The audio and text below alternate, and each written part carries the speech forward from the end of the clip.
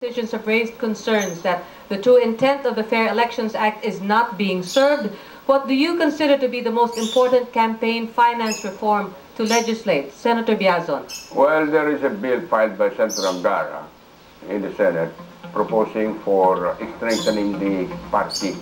But before that, if only we can change the Constitution and return to the two-party system, I am for going back to the two-party system in our political landscape.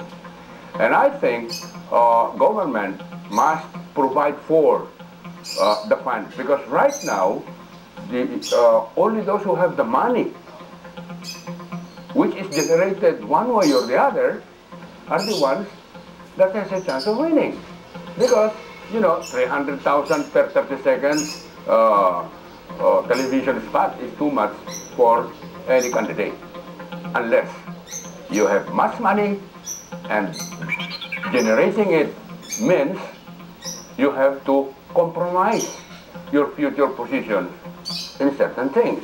Or if you use only your money, how do you recover that?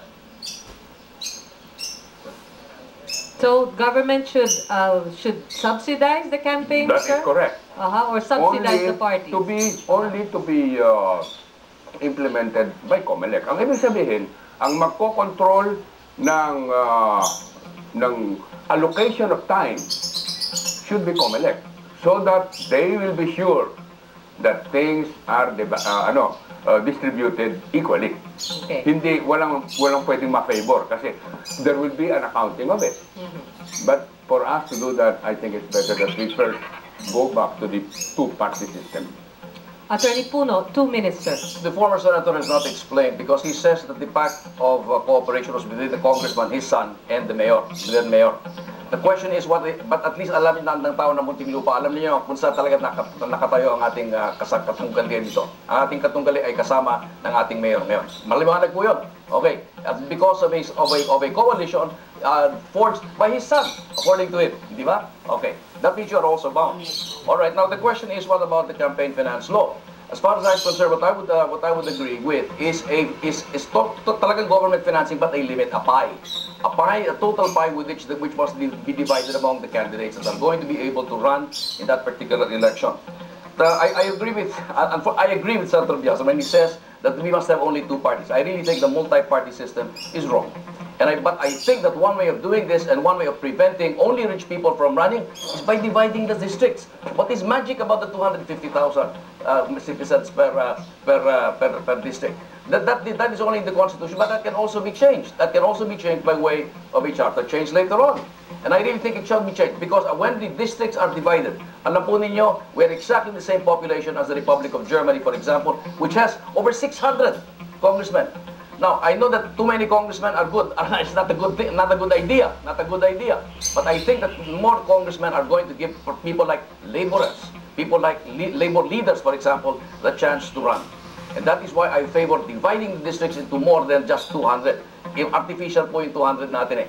That is because, yun, ayaw mo kausapin ng dynasty, ha? That is also because dynasty prevails and dynasty flourishes in that kind of an atmosphere.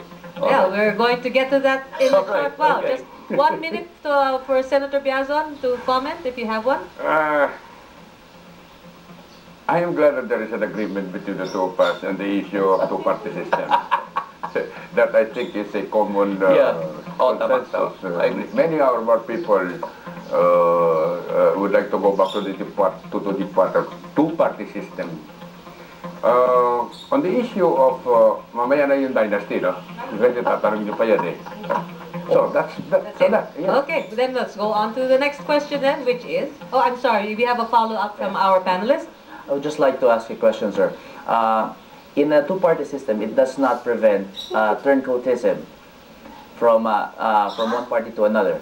So, how do you think that the two-party system will reform the campaign finance law and the corollary as well to the turncoatism of candidates? So, Attorney Puno first, and then Senator Biazon. Well, turncoatism is easier when there is a multi-party system, because there are many parties to choose from, right? Turncoatism is more difficult, and sometimes it is enforced by law. by law that says you can't shift parties just like that. And I really think that turncoatism can be enforced by law. That is one issue where I think a law will probably work. It can be in the law proposed by, I think it's in the law, already in the law proposed by Senator Angara. And that is something that can be done. Okay, Senator Biazon, have you an answer? I agree that turncoatism cannot be legislated, or preventing turncoatism can be legislated because it has something to do with the convictions of people on ideology, on the social problem, on a lot of things.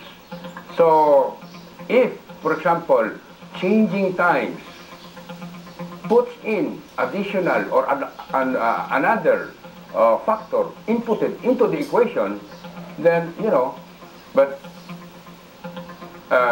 two-party system is easier to manage. Right. And it will discourage, if not eliminate, turncoatism. Next.